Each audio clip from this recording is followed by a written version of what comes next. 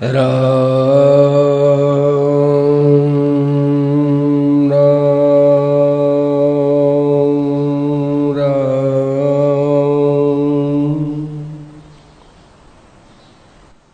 जो महात्मा पुरुष होते हैं उनका बड़ा भारी प्रभाव पड़ता है।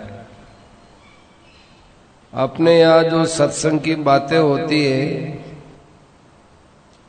उसमें जैसे विघ्न आ जाते हैं वैसे विघ्न महात्मा पुरुषों का जहाँ सत्संग होता है बहुत कम आते, नहीं आते।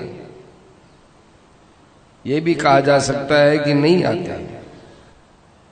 ये बात हमारी देखी हुई है। हम जब छोटे थे उस समय मेरी नानी, मेरी माँ रतनगढ़ में सत्संग के लिए एक साधु के पास जाया करती थी। लक्ष्मीनाथ जी महाराज वहाँ बहुत अच्छे साधु माने जाते थे। वे कोई न कोई पुस्तक देखते रहते थे। कभी सत्संग की बात करते तो कभी पुस्तक देखते,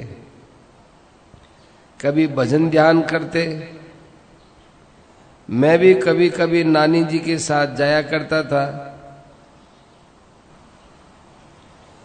वे मुझे रास्ते में समझा देती कि देखो बेटा, तुम उस समय चुप रहना, सत्संग में बाधा पहुंचाओगे तो सबको बाधा होगी। तो मैं हल्ला नहीं मचाता, चुपचाप बैठा रहता। मैं तो छोटा बच्चा था, सत्संग क्या समझता, सत्संग के लिए नहीं बैठता। बस माँ ने कह दिया, नानी ने कह दिया, पास में बैठ जाता। पर वहां पास में झाड़ियां लगी हुई थी, उनमें बोर देखता तो बोर खाने की मन में आती। तो मैं बोर खाने के लिए वहां चला जाता। वहां कई भाई आ जाते। वहां पास में हनुमान जी का मंदिर था। तो वे लोग हनुमान जी के लिए नारियल चढ़ाते थे। इनसे गिरी प्रसाद मिल जाता था। तो हमारे तो जाने का उद्देश्य था कि गिरी खावें और बोर खावें। अपना काम तो हो गया, अब सत्संग हम क्या समझे। बच्चे होने के नाते शोर और चंचलता कर सकते थे, पर मनाही थी। यहां तक कह दिया नानी ने कि तुम यदि चंचलता करोगे तो मैं तुमको नहीं लाऊंगी।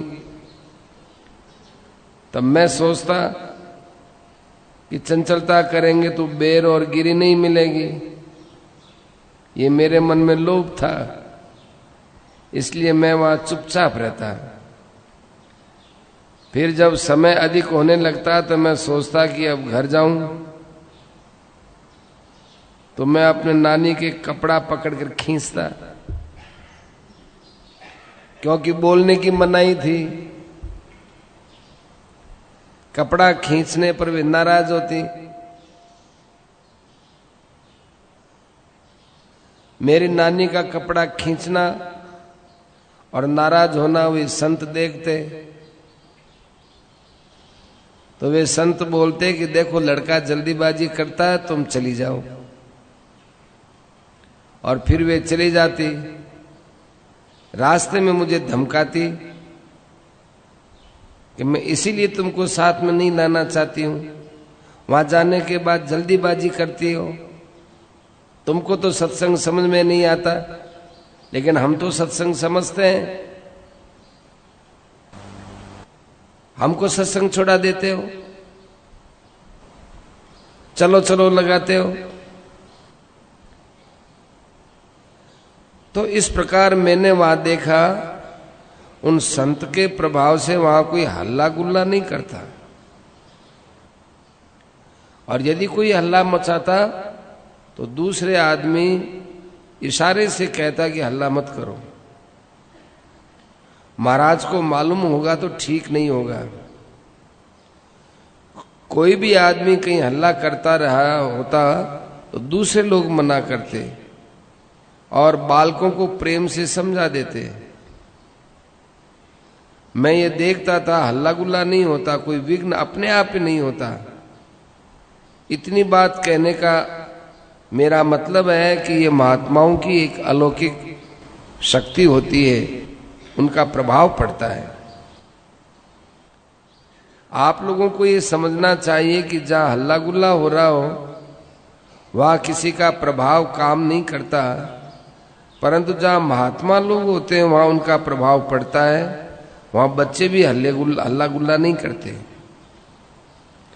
बच्चों को जैसी शिक्षा दी जाए वैसा ही करते हैं। अपने यहाँ एक रीति है मारवाड़ी समाज में कि रसोई घर में कोई बच्चा नहीं जाता। जो छोटा बच्चा है, माँ का दूध पीने वाला है, तो माँ उसे रसोई से बाहर आकर के दूध पिलाती है, क्योंकि लड़के या लड़की को माँ रसोई घर में आने नहीं देती। क्योंकि बच्चे हैं, कहीं पेशाब कर दें, कहीं टट्टी कर दें, उनका क्या विश्वास। रसोई घर में ये जाने योग्य नहीं है, तो उनको ऐसी आदत डाली जाती है। कोई 3-4 साल का लड़का या लड़की खुद ही रसोई घर में फिर नहीं जाती, क्योंकि उनको ऐसा अभ्यास करा दिया जाता है और वे समझने लगते हैं कि मेरा यहाँ अधिकार नहीं है रसोई में जाने का। वैसा ही ऐसा ही उसको मानना भी पड़ता है। हम लोग इतने बड़े हो गए, अपने मन में किसी भी प्रकार का निर्णय कर लें तो उसका पालन होना संभव है, कोई असंभव थोड़ा ही है। छोटे बालक 6 बरस के, 8 बरस के, 12 बरस के, और वे यदि रोवे या विघ्न करें तो समझना चाहिए कि उनके ऊपर कोई शासन नहीं है। और जो सत्संग के लिए आते हैं उनकी श्रद्धा नहीं है। यदि बालकों पर शासन कर लें तो वहां कोई भी विघ्न बाधा नहीं आए। ऐसा मैंने अपनी आंखों से देखा है। अपने यहाँ तो अनेक प्रकार की बाधा आती है, परंतु यदि महात्माओं का यहाँ प्रभाव होता तो कोई विघ्न बाधा नहीं आती। महात्माओं का एक अलग ढंग का ही प्रभाव पड़ता है। किसी ने कहा कि आप कोई ऐसी बात कहें जो धारण हो जाए। बात तो बड़ी अच्छी पूछी, परंतु धारण होने की बात है, वो हमारे पास ऐसी शक्ति थोड़ा ही है जो हम आपके हृदय में धारण करवा दें या बाध्य होकर आपको माननी पड़े। ऐसा हमारे में प्रभाव थोड़ा ही है। हमारी बात को बाध्य होकर काम में लेना पड़े, ये बात बनती नहीं है। सुनने वाले भाई हैं, वे सुने, उसको काम में लें, विश्वास करें, तभी बात बन सकती है। बात तो कहती नहीं कि मैं काम में नहीं आऊंगी, और बात ये भी नहीं कहती है कि मैं तुम्हारे हृदय में नहीं बैठूंगी, हाँ मैं बैठूंगी। बात थोड़ी बोलती है, उसको तो आप बैठाते हैं तब बात बनती है। हृदय में बात कब बैठती है? जब आपके अंदर विश्वास होता है। एक तो विश्वास और एक परमात्मा की प्राप्ति की लगन। लगन और विश्वास दोनों रस्से के जेवड़े के समान है।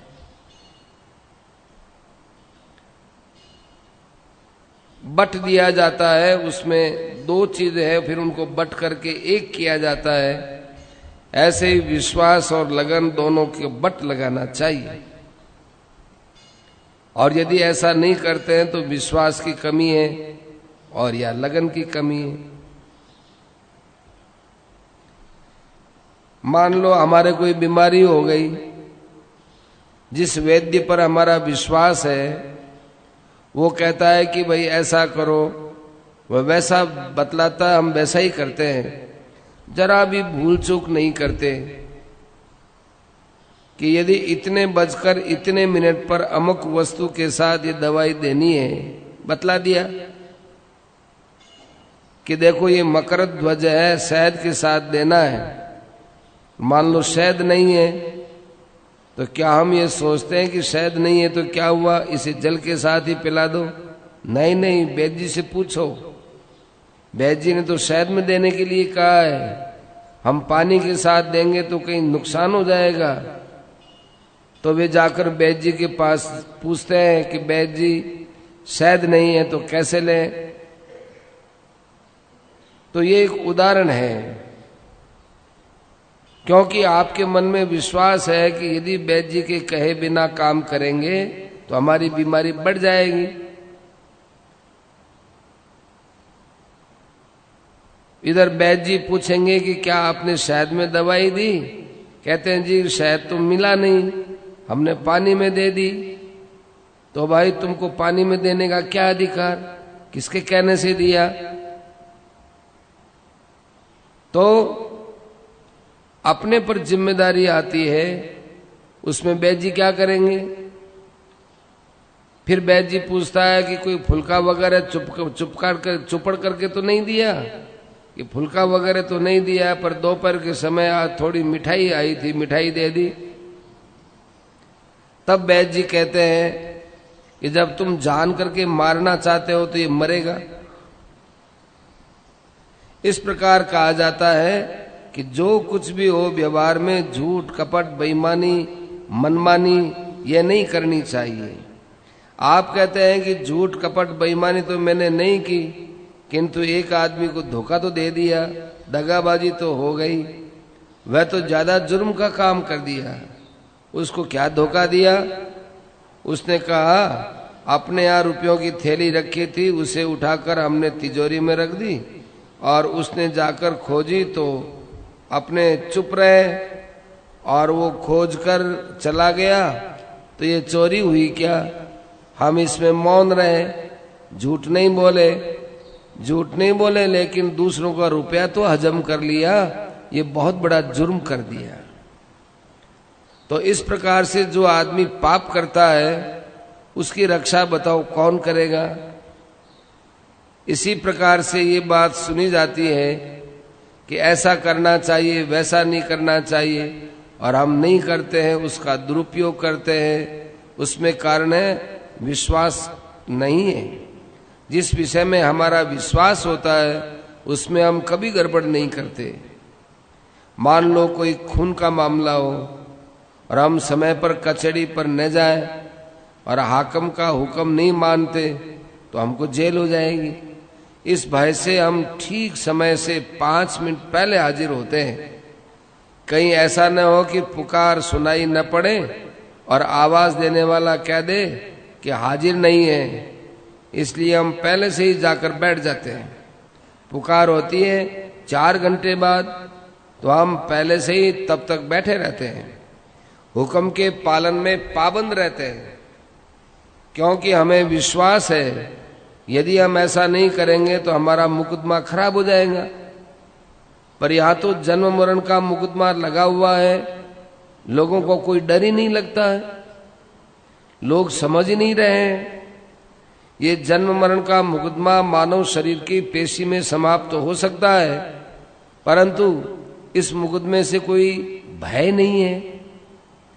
न शास्त्रों पर विश्वास, न महात्माओं की बात का विश्वास, न नरकों की मिलने वाली बात को भय में लाते हैं। संसार में कोई दुख पाना पड़े उसके लिए तो बड़े डरते हैं कि हम ये नहीं करेंगे तो हमको ये दंड मिलेगा, लेकिन परमार्थ के विषय में विश्वास नहीं है। विश्वास हो जाए कि ये काम हम नहीं करेंगे तो हमको दंड मिलेगा, तो फिर वो काम आप करोगे। इसलिए आपको विश्वास करना चाहिए, शास्त्र में जो बातें लिखी हैं उसके अनुसार चलना चाहिए, और जिसका निषेध किया है उसका तो बिल्कुल त्याग कर देना चाहिए। ऐसा नहीं करेंगे तो दंड भोगना पड़ेगा। यदि यह विश्वास हो जाए तो कोई भी मनुष्य पाप नहीं करेगा। पाप करने का अभिप्राय यह है कि शायद उसका दंड मिले या न मिले। यदि निश्चय हो जाए कि दंड अवश्य मिलेगा तो ऐसा कौन मूर्ख है जो थोड़े सुख के वास्ते दंड सहन स्वीकार करेगा।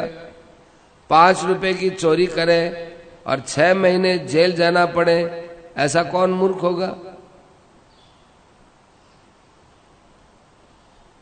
आपने कहा कि आप ऐसी बात कहें जो धारण कर सके।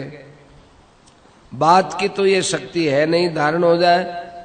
आप अगर काम में लाए तो कोई असंभव नहीं है, आप स्वतंत्र हैं, ला सकते हैं। कोई भी मनुष्य हो, गीता रामायण भागवत की जो बात बतलाई जाती है, शास्त्र की जो बात बतलाई जाती है, उस पर विश्वास करें कि गीता भगवान का वचन है, शास्त्र महात्माओं का वचन है और ये हमारे ही कल्याण के लिए कही हुई बात है। ऐसा विश्वास करके तत्परता के साथ प्रयत्न करें तो कोई बड़ी बात नहीं है कि हम उसका पालन न कर सकें। ये समझना चाहिए कि ओहो कितनी ऊंची बात है, दामी बात है, हमारे जीवन की बात है, इसको हम कैसे छोड़ सकते हैं। आप लोगों को रास्ते चलते यदि कोई 5 करोड़ रुपए का हीरा मिल जाए तो कितना आपके दिमाग के अंदर हीरा चढ़ा रहता है, पर सत्संग की अच्छी बात मिलती हो तो उधर विचार ही नहीं करते। व्यापार करते हो, कोई रुपए के फायदे की बात कह दी जाए तो तत्काल उस बात को पकड़ करके व्यापार में काम में लाते हैं। रुपए से अधिक दामी बात तो आत्म कल्याण है, कितना ही दामी है, परंतु वो तो रुपए को दामी समझता है। जो रुपए से हीरे से ज्यादा दामी कल्याण को समझता है, आदर देता है, वो इस मार्ग को छोड़ कैसे सकता है। हम तो जब इस बात को सोचते हैं, विचारते हैं, तब हमारे दिल में यही बात आती है कि हम जिस बात को उत्तम समझते हैं, बहुत दामी समझते हैं, उसको नहीं छोड़ सकते। हम ऐसा ही विचार हर आदमी के लिए करते हैं। आप जिसको दामी समझ लेते हैं उसका त्याग नहीं कर सकते, तो हम मामूली बात के लिए विचार करके देखते हैं, हमारे लिए जो हानिकारक होता है उससे हम दूर रहते हैं, जिसे लाभप्रद समझते हैं उसको हम त्याग नहीं सकते हैं। तो ये हमारे अंदर आदत तो है ही, ऐसा तो नहीं है कि हमारे अंदर आदत ही ना हो। अब ये है कि आपने लाभ किस में समझ रखा है, हानि किस में समझ रखी है, केवल इस समझ को ही तो देखना है। सांसारिक लाभ हानि की अपेक्षा तो धार्मिक विषय, आध्यात्मिक विषय, परमात्मा का विषय बहुत दामी है, इसकी अवहेलना नहीं करनी चाहिए। जहां इसकी अवहेलना होती है वहां समझो कि श्रद्धा नहीं है, विश्वास नहीं है। श्रद्धा और विश्वास का बड़ा भारी प्रभाव पड़ता है। उसकी तो ये ताकत नहीं कि छोड़ दे। भगवान राम जी के पिता दशरथ जी के वचनों पर बड़ी श्रद्धा थी, विश्वास था। वाल्मीकि रामायण के अयोध्या कांड में लिखा है, रामचंद्र जी से उनकी माता कौशल्या जी ने कहा कि तेरे पिताजी की आज्ञा है तुम्हें वन जाने की, किंतु मेरी आज्ञा है तुम मत जाओ। रामचंद्र जी ने कहा कि पिता की आज्ञा का उल्लंघन करना मेरे सामर्थ्य की बात है, मुझ में ऐसी शक्ति नहीं है कि मैं उनकी आज्ञा का पालन न करूं। मैं विष खा सकता हूं, अग्नि में कूद सकता हूं, पिता की आज्ञा से सब कुछ कर सकता हूं, ये तो बात ही क्या है। इससे सिद्ध होता है कि रामचंद्र जी की पिता के वचनों में बड़ी श्रद्धा थी, वे उनकी अवहेलना नहीं कर सकते थे। ये समझना चाहिए कि कठिन से कठिन यदि कोई काम हो जाए और अगर पालन करने की श्रद्धा हो, वह उसकी अवहेलना नहीं कर सकता। जो उच्च कोटि का श्रद्धालु है उसकी तो बात ही क्या है। यदि वह अपने श्रद्धे की बात काम में नहीं ला सके तो वह छटपटाता है, जैसे प्राण अभी निकलते हों। वो संसार में जी नहीं सकता है, संसार में वह उसके अनुसार ही अपना जीवन बना करके जीना चाहता है। गौरांग महाप्रभु ने जब हरिदास का त्याग कर दिया तो हरिदास इस बात को बर्दाश्त नहीं कर सके। वे जाकर गंगा जी में कूद गए, गंगा जी के प्रवाह में बह गए, वापस मिले नहीं। उनके प्राण चले गए। लक्ष्मण जी को भगवान श्री रामचंद्र जी ने जब त्याग दिया तो लक्ष्मण जी चले गए और जाकर सरयू नदियों में अपने प्राण त्याग दिए।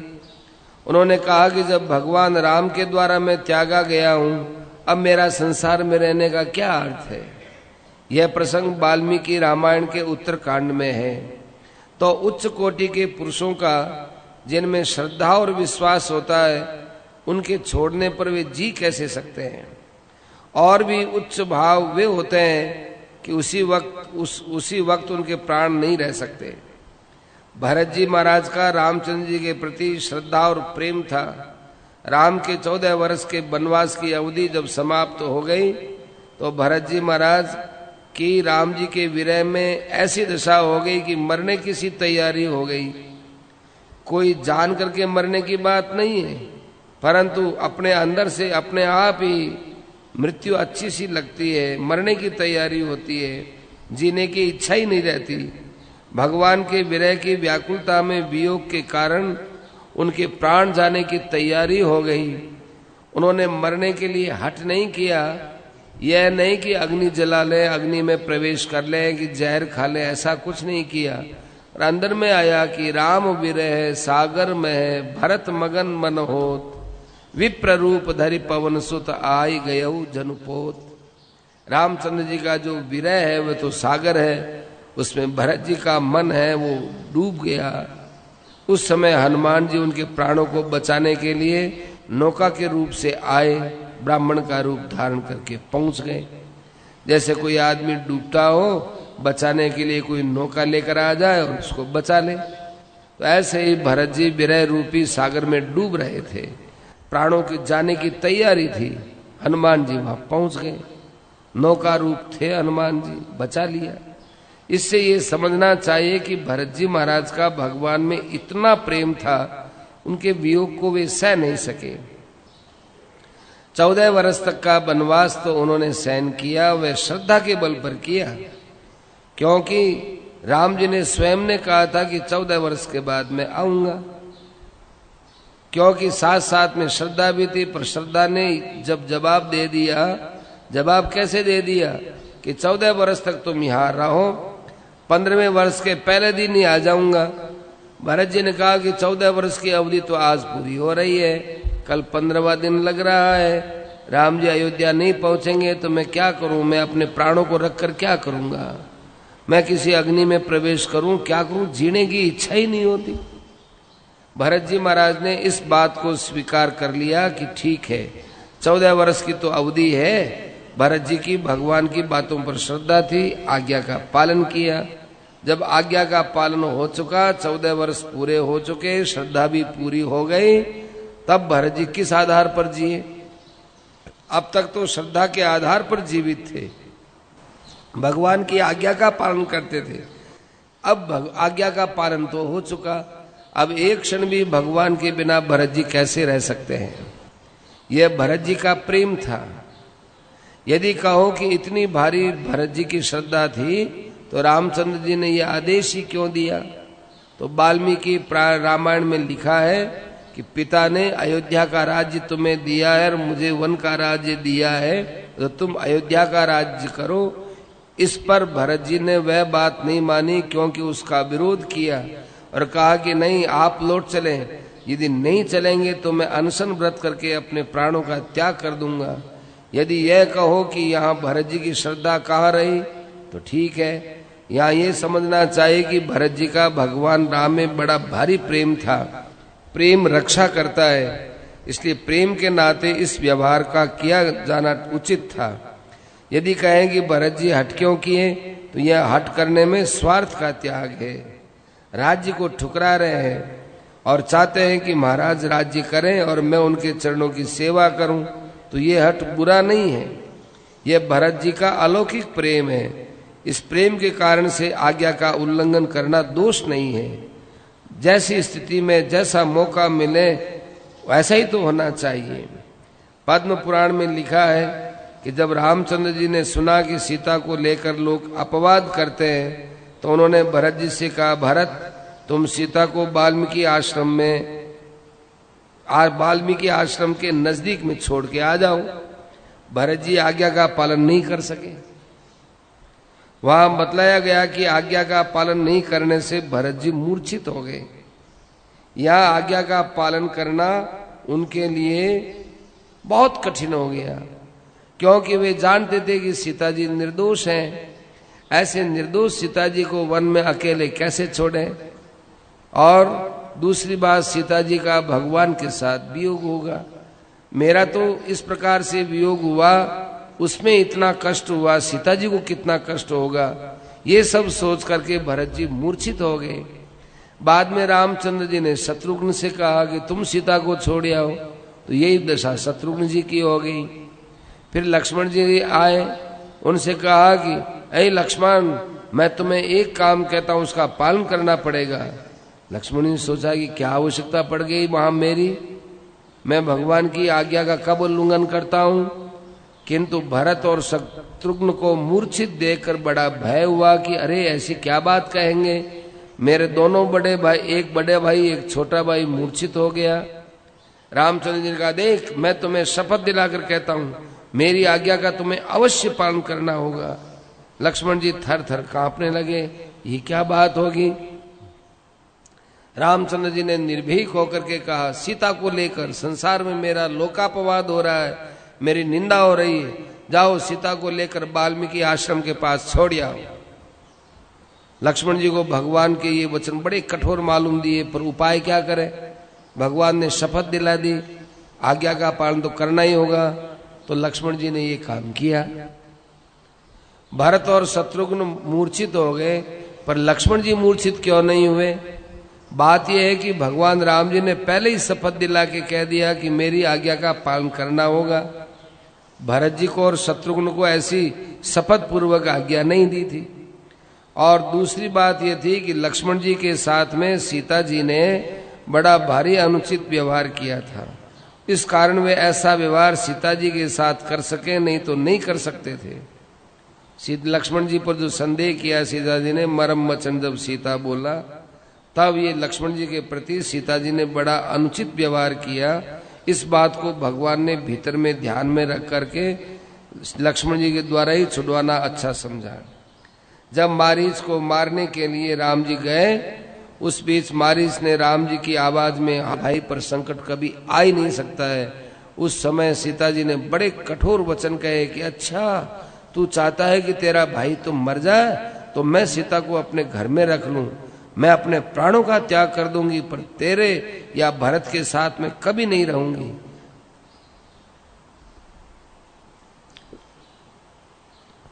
ये सुनकर लक्ष्मण जी को बड़ा दुख हुआ। ये वचन लक्ष्मण जी के हृदय में चुभते रहे। हनुमान, तुम लक्ष्मण से कहना मेरा बड़ा अपराध हो गया, मैंने तुझे बड़े अनुचित वचन कहे, उनका विचार तुम कभी मत करना।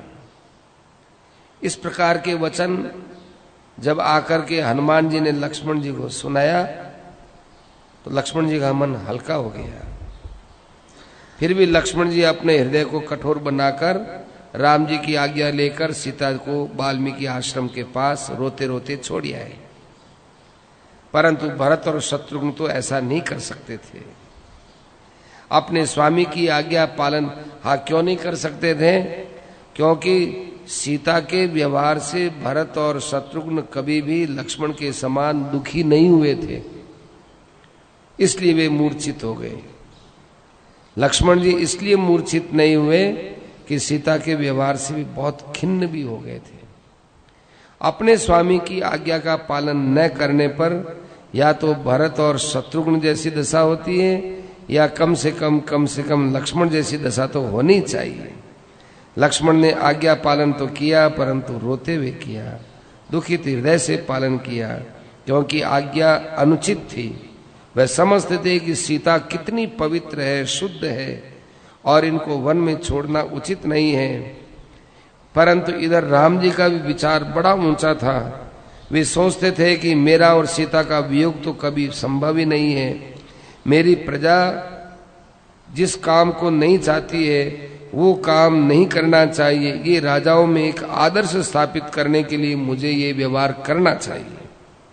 सीता निर्दोष है, भगवान अच्छी तरह से जानते थे, परंतु भगवान ने सोचा कि मैं सीता की तरफ ध्यान दूं कि प्रजा की तरफ ध्यान दूं।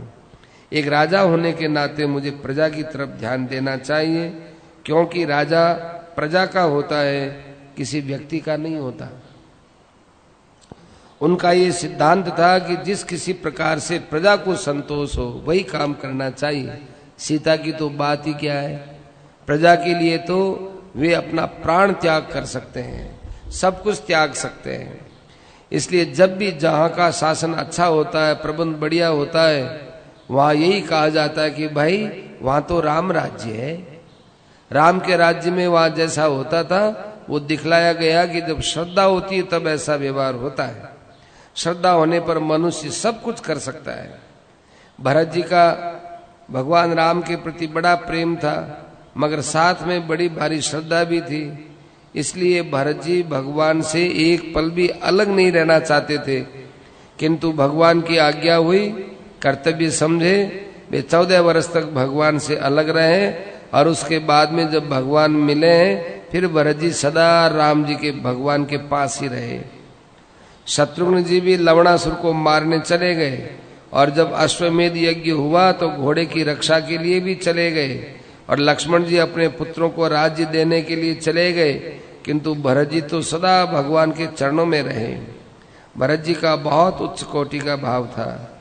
यदि कहो कि भरत जी ननिहाल क्यों चले गए उस समय, यदि ननिहाल गए नहीं होते तो राम जी का वनवास नहीं होता, तो राम जी से भरत जी का वियोग ही नहीं होता। तो इसमें एक बड़ा भारी रहस्य है कि भरत जी ननिहाल क्योंकि तो उस समय भरत जी के मन में इतना उच्च कोटि का भाव नहीं था। जब राम जी के साथ उनका वियोग हुआ तब ये उच्च कोटि का भाव पैदा हुआ। इसीलिए सब संत महात्मा विरह भक्ति के अंदर चलते हैं, तब भगवान में विशेष प्रेम उमड़ता है। भरत जी को क्या मालूम था कि इस प्रकार से राम जी का मेरे जाने के बाद वनवास होगा। भरत जी ने आकर जब सुना कि श्री राम मेरे लिए राज्य छोड़कर वन में चले गए, तो तुलसीकृत रामायण में लिखा है कि रामचंद्र जी कैकेयी माता से कहते हैं कि पिता की आज्ञा है, आपकी सम्मति है, और मेरे रामचंद्र जी कैकेयी माता से बोलते हैं कि पिता की आज्ञा है, आपकी सम्मति है, और मेरे प्यारे भरत को राजगद्दी मिलेगी, इससे बढ़कर सौभाग्य की क्या बात हो सकती है।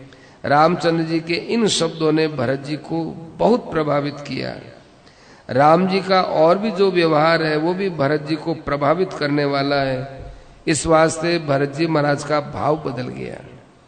भरत जी महाराज ने जब ननिहाल से वापस आकर अयोध्या में चर्चा सुनी कि राम वन में चले गए, और भगवान राम के विषय में जो जो बातें सुनी उनका भरत पर बहुत प्रभाव पड़ा। कौशल्या ने कहा कि बेटा, जब तेरा ज्येष्ठ भ्राता श्री राम वन को गया था उस समय ये कह गया था कि माँ तू चिंता मत कर, मेरा भाई भरत मुझसे भी बढ़कर तेरी सेवा करेगा। और यही बात अब मैं देख रही हूं। भरत जी सोचने लगे कि देखो भगवान राम का मेरे ऊपर कितना विश्वास है। वे समझते हैं कि भरत मुझसे भी बढ़कर व्यवहार करेगा, तो मेरा वैसा ही व्यवहार अब होना चाहिए। भगवान का जो मेरे प्रति विश्वास है उसको बनाए रखना चाहिए। राजगद्दी पर बैठने के लिए गुरुजी ने बहुत कहा, और माता कौशल्या ने कहा कि भरत, जब गुरुजी कह रहे हैं तो तुम बात मान लो। किंतु भरत ने कहा कि हमारे रघुकुल की रीति है, जो बड़े हैं वही राज्य करते हैं। ज्येष्ठ भ्राता राम का यह अधिकार है, मेरा नहीं है।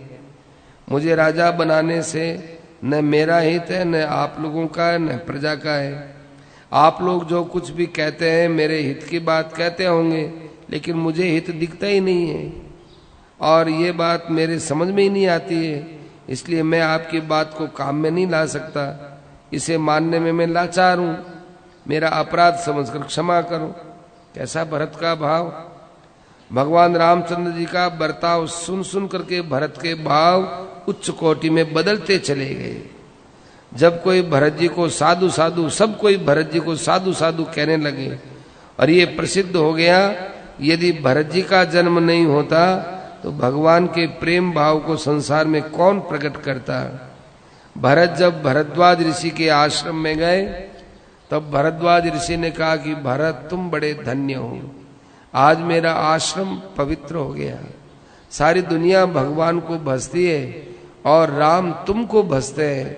तुमने बड़ा भारी तप किया था जिसके फलस्वरूप हमने बड़ा भारी तप किया था जिसके फलस्वरूप राम जी के दर्शन हुए, और राम जी के दर्शन का प्रभाव ये हुआ कि तुम्हारा दर्शन मिला। तुम एक रात्रि रहकर हमारे इस आश्रम को पवित्र करो। भरत जी के उस भाव को सुनकर के सुनने वालों के हृदय में कितना आनंद हुआ होगा। भगवान रामचंद्र जी के बर्ताव और व्यवहार को सुनकर भरत जी का ऐसा व्यवहार बर्ताव हुआ।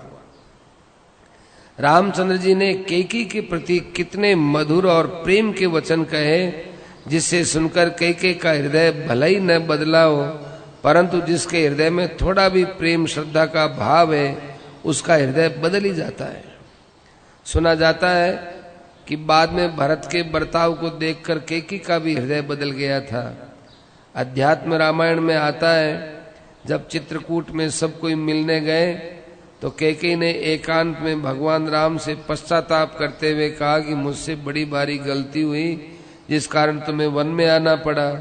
राम ने कहा कि माँ कोई विचार मत करो, आपके विचार में जो कुछ हुआ है उसमें मेरी इच्छा है, आपने नहीं किया है, आप तो निमित्त बनी हो, सब मेरी इच्छा से हुआ है, मेरी प्रेरणा से काम हुआ है, आपको कोई दोष नहीं है, आपको तो मैं केवल निमित्त मात्र समझता हूं। कैकेयी ने कहा बेटा मेरा उद्धार कैसे होगा। राम ने कहा माँ आप कोई चिंता मत करो, जब सब मेरी इच्छा से हो रहा है, मेरी कृपा से, मेरी भक्ति भाव के प्रभाव से आपकी गति को कौन रोकने वाला है, आपकी तो बहुत उत्तम गति होने वाली है। ऐसा भाव उस जगह प्रकट होता है तो समझना चाहिए कि भगवान रामचंद्र जी का कितना उच्च कोटि का व्यवहार और भाव है। भरत जी प्रत्यक्ष इस बात को देख रहे हैं। भगवान राम के बर्ताव को देखकर भरत जी का मन बदल गया, जीवन बदल गया। यदि शुरू में ऐसे बर्ताव का प्रसंग आता तो भरत जी ननियाल थोड़ी जा सकते थे। जो मनुष्य अच्छा व्यवहार करता है उसका प्रभाव दूसरों पर अच्छा पड़ता है। फिर राम जी के व्यवहार का भरत जी पर असर पड़े तो कहना ही क्या है। उनके व्यवहार का तो शत्रुओं पर भी असर पड़ता है। जो उच्च कोटि के पुरुष होते हैं उनके व्यवहार का असर भी लोगों पर पड़ता है, तो भगवान का तो कहना ही क्या है। हम लोगों को उच्च कोटि का व्यवहार करना चाहिए। यदि कहे कि अच्छे पुरुषों के वचनों का असर पापी पुरुष पर भी पड़ता है तो इसका कोई दृष्टांत आपके पास है कि कोई अच्छे पुरुष का दृष्टांत पापी पर अच्छे काम के लिए मिल गया हो? तो हमारे शास्त्रों में है, महाभारत में आता है। एक समय दुर्योधन बहुत भारी सेना लेकर पांडवों को मारने के लिए वन में गया। दुर्योधन का बर्ताव देवता लोग जान गए। इंद्र ने यह बात सभा में पेश की कि कोई ऐसा पुरुष है जो दुर्योधन को जीते जी पकड़ कर ले आए। हम आज देखना चाहते हैं पांडवों के साथ कितना अन्याय के ऊपर तुला हुआ है। ये बेचारे पांडव लोग वन में तपस्या करते हैं, दुखपूर्ण जीवन व्यतीत करते हैं, भजन स्मरण करते हैं। उनको दुख देने के लिए दुर्योधन सेना लेकर जा रहा है और आप में कोई ऐसा नहीं जो दुर्योधन को इस काम से रोक सके। तो वहां उस सभा में चित्रसेन खड़ा हो गया। चित्रसेन ने हाथ जोड़ करके कहा, हे देवादि देव इंद्र, इस काम को करने के लिए मैं तैयार हूं, मुझे सेना चाहिए तो ले जाओ। इंद्र ने सेना दे दी और वो चित्रसेन सेना लेकर चल पड़ा। इधर दुर्योधन सेना लेकर आया, इधर चित्रसेन सेना लेकर आया। दोनों का आपस में टकराव हो गया।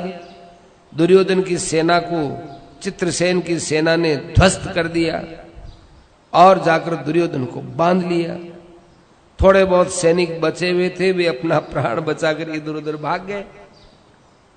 भागे हुए मंत्रियों में से कुछ लोग मिलकर युधिष्ठिर जी के पास पहुंचे और जाकर बोले कि महाराजाधिराज दुर्योधन आपका दर्शन करने आ रहे हैं। तो चित्रसेन गंधर्व ने उन पर आक्रमण करके आपके भाई को जीत कर बांध कर ले गए। देखो कितनी कपटता की बात करी। उन मंत्रियों ने आकर कहा कि हे महाराजाधिराज, दुर्योधन आपका दर्शन करने के लिए आ रहे थे। राजा होने के नाते उनके पास सेना भी थी, परंतु चित्रसेन गंधर्व ने आकर उन पर आक्रमण कर दिया और आपके भाई को जीत कर बांध लिया। अब महाराज क्या करना है, जो आप सोचो। महाराज युधिष्ठिर ने अर्जुन और भीमसेन से कहा कि अरे भाई, तुम दोनों जाओ, छुड़ा कर लाओ। मैं तो खुद चला जाता, लेकिन मैं तो अनुष्ठान में बैठा हूं। वे अपनी आत्मा के कल्याण के लिए अनुष्ठान कर रहे थे।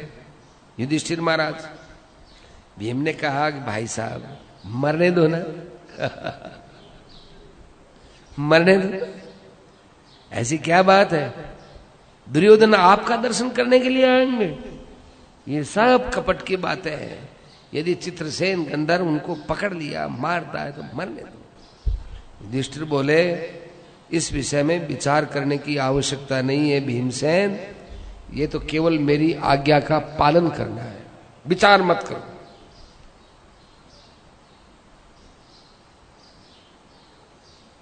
अर्जुन, तुम्हारा क्या इस विषय में मत है? मैं तो अभी अनुष्ठान में बैठा हूं, नहीं तो मैं स्वयं चला जाता। अर्जुन ने बहुत गंभीरता के साथ कहा, महाराज मेरा मन तो नहीं है, लेकिन आपकी आज्ञा हो गई, तो आपकी आज्ञा का पालन करने के लिए मैं शस्त्र छू करके प्रतिज्ञा करता हूं कि दुर्योधन को अवश्य छुड़ा कर ले आऊंगा। यदि गंधर्वराज समझाने बुझाने पर दुर्योधन को छोड़ देंगे तब तो ठीक है, नहीं तो पृथ्वी माता गंधर्वराज का रक्तपान करेंगी, क्योंकि आज तक पृथ्वी को गंधर्वों का खून पीने के लिए नहीं मिला है। यह प्रतिज्ञा करने के बाद भीमसेन से कहा अर्जुन ने कि भाई साहब, अब तो भाई साहब की बात माननी पड़ेगी, मेरे साथ चलना होगा। भीमसेन ने नम्रता से युधिष्ठिर जी को प्रणाम किया और दोनों भाई गए, गंध और चित्रसेन के साथ युद्ध किया। चित्रसेन अंदर से तो बड़ा प्रसन्न था कि देखो ये दोनों कितने बलवान हैं, कितने श्रेष्ठ हैं, दुर्योधन की सेना इनके सामने क्या कर सकती है।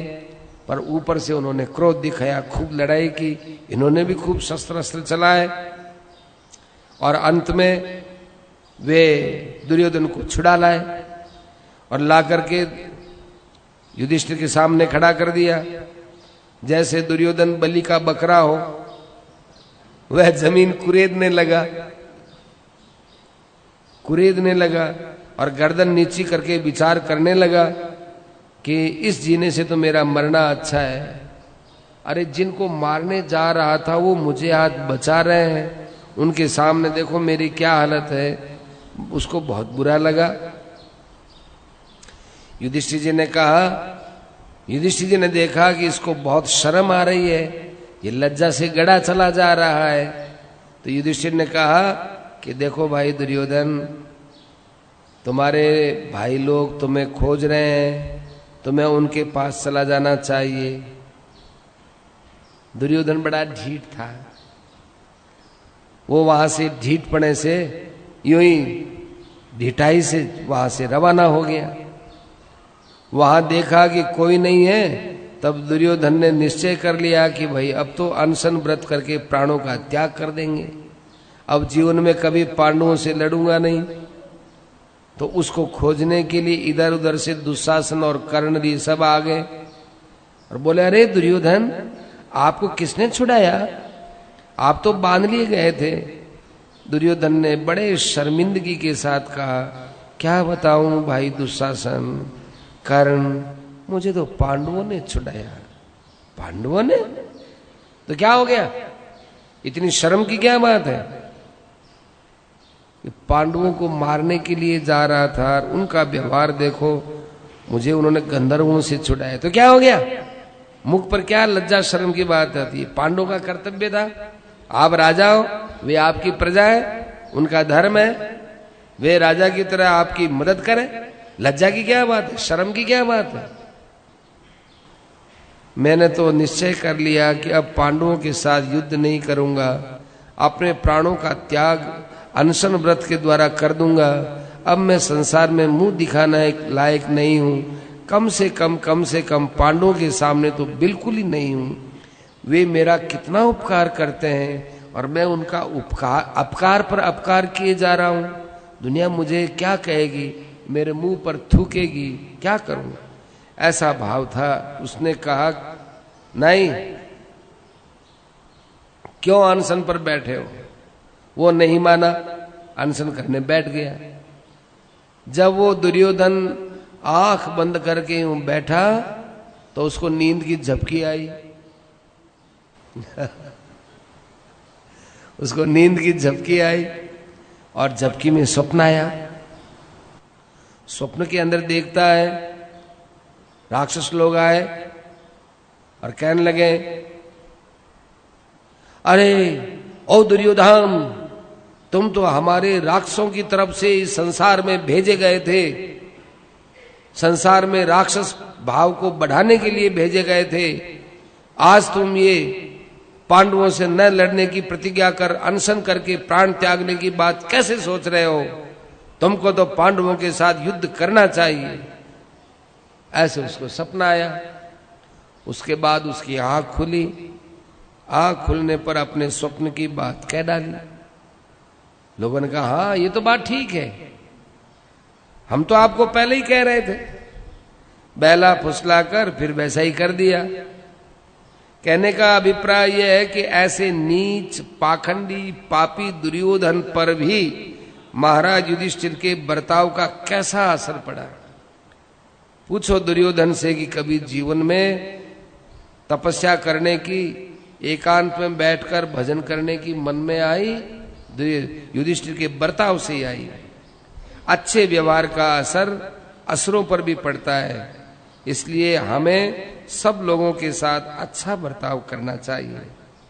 यदि कहो कि कोई आदमी हम लोगों के साथ नीचता का व्यवहार करता है, उद्दंडता करता है, गालियां देता है, अनिष्ट करना चाहता है, हर प्रकार से अनिष्ट भी करता है, आखिर हम कब तक उसका ये खराब व्यवहार सहन करें और हम उसके साथ कब तक अच्छा और सद्व्यवहार करें? उसकी भी तो कोई सीमा होती होगी। इसमें आपको ऐसा, अब सेठ जी का उत्तर है, इसमें आपको ऐसा समझना चाहिए कि जो गालियां देता है, अनिष्ट करता है, वो दया का पात्र है, क्योंकि वह अज्ञानी है। यदि उसे ज्ञान होता तो वह ऐसा बर्ताव नहीं करता।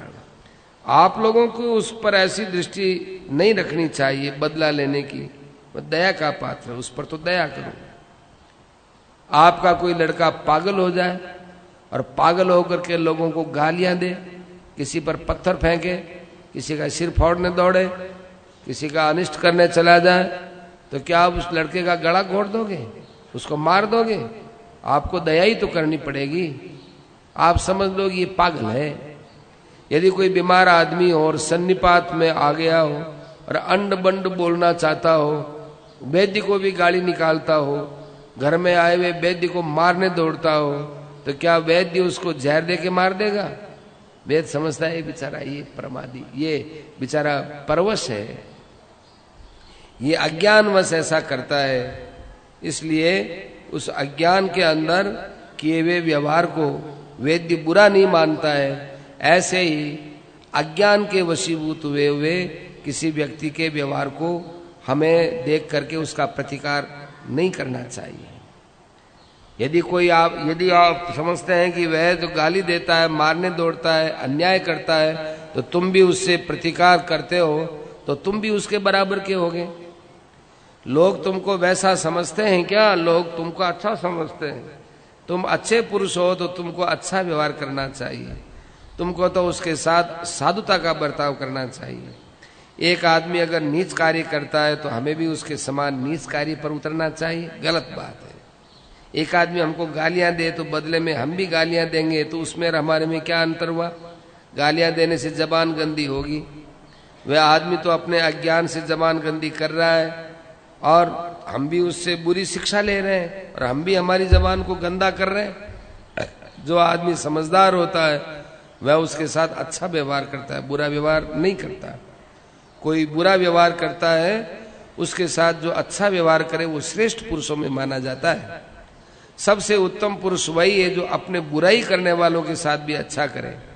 मध्यम श्रेणी का पुरुष वह है जो अपने साथ बुराई करता है, वह बदले में उसके साथ बुराई न करे, न भलाई करता है न बुराई करता है, चुप रहता है, वो बीच का आदमी है। और कनिष्ठ पुरुष वो है कि जो अपने साथ भलाई करे उसके साथ भलाई करे, जो उसके साथ बुराई करे उसके साथ बुराई करे। ये 3 नंबर का आदमी है। इसलिए अपने को 1 नंबर का आदमी बनना चाहिए। एक बात तो ये बात तो कुत्ते में भी देखी जाती है। एक कुत्ता दूसरे को भूंगता है और वो जमीन के ऊपर अपने खुरों को रगड़ रगड़ करके उसे लड़ने के लिए तैयार होता है, तो दूसरा भी वैसा ही तैयार होता है। ये तो कुत्तों में भी होता है। वो भूंगता है, वो भी भूंगता है, वो भी काटता है, वो भी काटता है, और कई कुत्ते वो भी उसको चाटता है तो वो भी उसको चाटता है। तो भला करने वाले के साथ भलाई और बुरा करने के साथ बुराई तो कुत्ते भी करते हैं। जो आदमी है वो भलाई के साथ भलाई करे और बुरे के साथ बुराई करे, तो उसमें और कुत्ते में क्या अंतर हुआ। इसलिए वो शास्त्र क्या बोलता है, किस श्रेणी का आदमी है, उसे हम राक्षस कहें, पिशाच कहें कि तामसी कहें कि हमारे पास वचन नहीं है, किन वचनों से उसको बताएं। वे तो महानीच है। उन सब बातों को समझकर हमको सबके साथ भलाई का बर्ताव करना चाहिए, और अपने साथ में कोई बुराई करे तो उसके साथ में भी अपनी भलाई छोड़नी नहीं चाहिए। अपना जो स्वभाव है उसमें कभी कमी नहीं आने देना चाहिए। एक महात्मा जी थे, बिच्छू काट गया, पानी में चला गया। महात्मा जी ने अरे रे बिच्छू मर जाएगा, तो महात्मा जी ने उसी हथेली से बिच्छू को वापस निकाला, डंक मार दिया, जहर चढ़ गया। पास में देखने वाले पुरुषों ने कहा कि हे महात्मा जी, आप इसको पानी के अंदर रहने दीजिए, जब आप निकालोगे तो डंक मारेगा, जब निकालो डंक मारेगा। तो महात्मा जी ने उत्तर दिया कि बिच्छू अपना स्वभाव नहीं छोड़ता, तो मैं महात्मा कहलाता हूँ, आप लोगों में अच्छा पुरुष कहलाता हूँ, मैं मेरा स्वभाव इसको देकर कैसे छोड़ दूं। प्रहलाद का अनिष्ट करने के लिए उसके पिता तुल गए, जीवन भर अनिष्ट करते रहे, मारने का प्रयत्न किया, अत्याचार किया, अन्याय किया, परंतु प्रहलाद जी के हृदय में कभी नहीं आया कि पिताजी मेरे साथ अन्याय कर रहे हैं तो मैं इसका बदला लूं। या उन्होंने कभी भगवान से भी ये प्रार्थना नहीं की, हे भगवान मेरे पिताजी के अत्याचारों से मुझे मुक्त कराओ, कभी नहीं कहा। गुरुपुत्र संडामर्क ने कृत्या को पैदा करके कहा कि तुम प्रहलाद को मारो, लेकिन जिसको भगवान चाहते हैं उसको कौन मार सकता है। वो कृत्या आई और प्रहलाद जी को मार नहीं सके, उल्टा वो गुरुपुत्रों को ही मारने के लिए दौड़े। तो उनके मर जाने पर प्रहलाद जी ने भगवान से कहा कि महाराज मेरे हृदय में यदि किसी के प्रति द्वेष का भाव नहीं है तब तो मेरे गुरुपुत्र जीवित हो जाने चाहिए। तो गुरुपुत्र जीवित हो गए। आप विचार करो, ये कथाएं केवल कहने सुनने की नहीं होती है, ये अपने व्यवहार में लाने लायक होती है। प्रहलाद जी का व्यवहार कितना उच्च कोटि का। प्रहलाद जी से भगवान ने वरदान मांगने को कहा, लेकिन प्रहलाद जी ने कह दिया मुझे कुछ नहीं चाहिए, कि नहीं कुछ तो मैं दूंगा ही। तो कहा कि मैं तो कुछ नहीं चाहता हूं, मैं यही चाहता हूं कि मेरे मन में कोई कामना ही न रहे, मांगने की इच्छा ही न रहे। भगवान ने कहा बेटा मैं तो इस बात से बड़ा खुश हो गया, लेकिन तू अब मेरे प्रसन्नता के लिए कुछ मांग, तू मांगेगा तो मैं बड़ा खुश हो जाऊंगा, मेरी खुशी के लिए तू मांग। तो प्रहलाद जी क्या मांगते पता है? प्रहलाद जी कहते हैं मेरे पिताजी आपकी भक्ति में बाधा डालते रहे, और आपकी भक्ति में जो बाधा डालता है उसकी दुर्गति होती है। मैं आपसे यही वरदान चाहता हूं कि मेरे पिता का बड़ा भारी अपराध है, आप उनके अपराध को क्षमा कर दें और उनको सद्गति प्रदान करें। भगवान ने कहा, बेटा जिससे तू पैदा हो गया, तेरे जैसा बेटा पैदा हो गया, उसकी सद्गति में कोई संदेह है? तुम जब इतने यहां पैदा हो गए, जब तुम इनके यहां पैदा हो गए, तभी तेरे पैदा होते ही इसका कल्याण हो गया। तुम्हारे प्रभाव से इनका ही नहीं 21 पीढ़ी का उद्धार हो गया। तो ख्याल करना चाहिए प्रहलाद जी का कैसा व्यवहार था।